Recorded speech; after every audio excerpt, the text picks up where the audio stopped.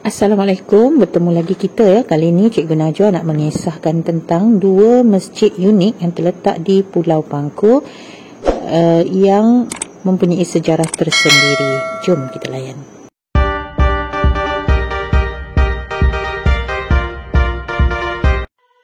Inilah dia masjid pertama ni. Nama sebenarnya ialah Masjid Al-Khairiyah, terletak di kawasan Sungai Pinang Kecil.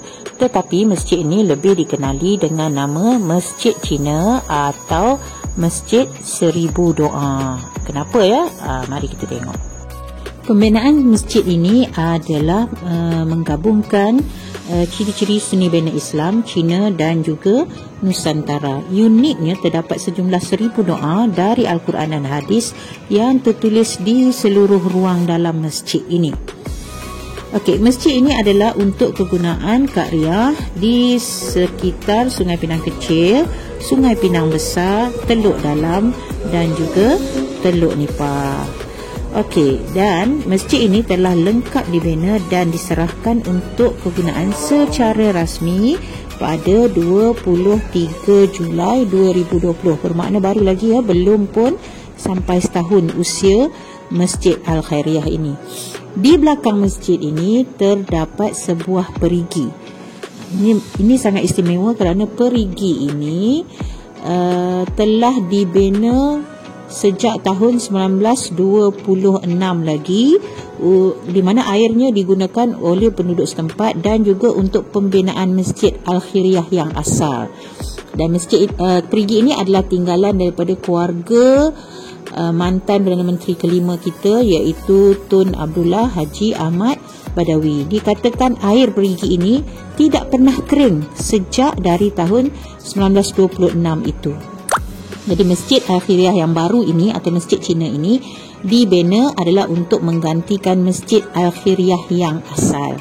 Jadi kalau anda datang ke sini, bolehlah pergi ke bahagian belakang masjid untuk merasai sendiri airnya, kerana airnya adalah sangat sejuk dan boleh diminum.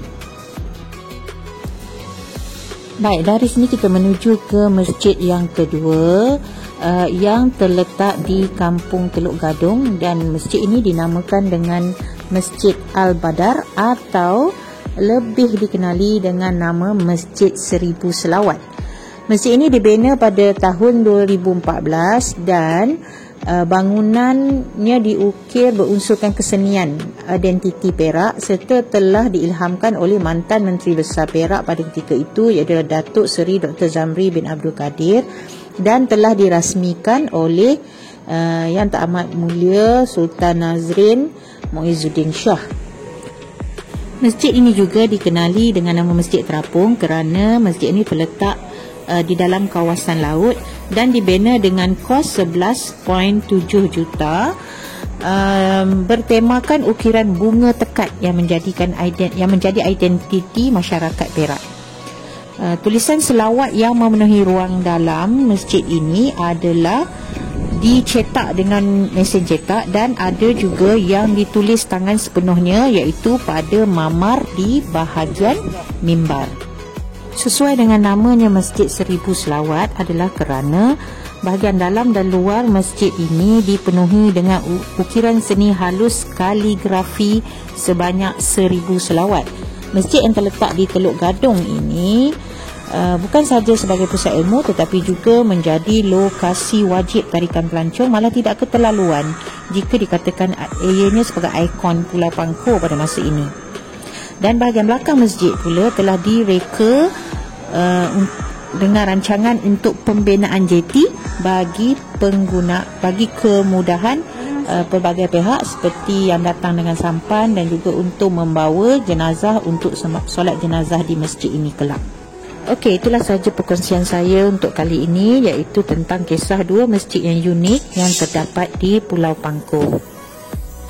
Alhamdulillah kerana diberi Allah peluang untuk berselawat di kedua-dua masjid, dan dengan harapan untuk dapat berkongsi lebih lagi dengan tuan-tuan semua. Jadi saya mengharapkan sangat subscribe dan juga like daripada para penonton. Jadi sehingga itu, terima kasih yang tidak terhingga dari saya. Assalamualaikum.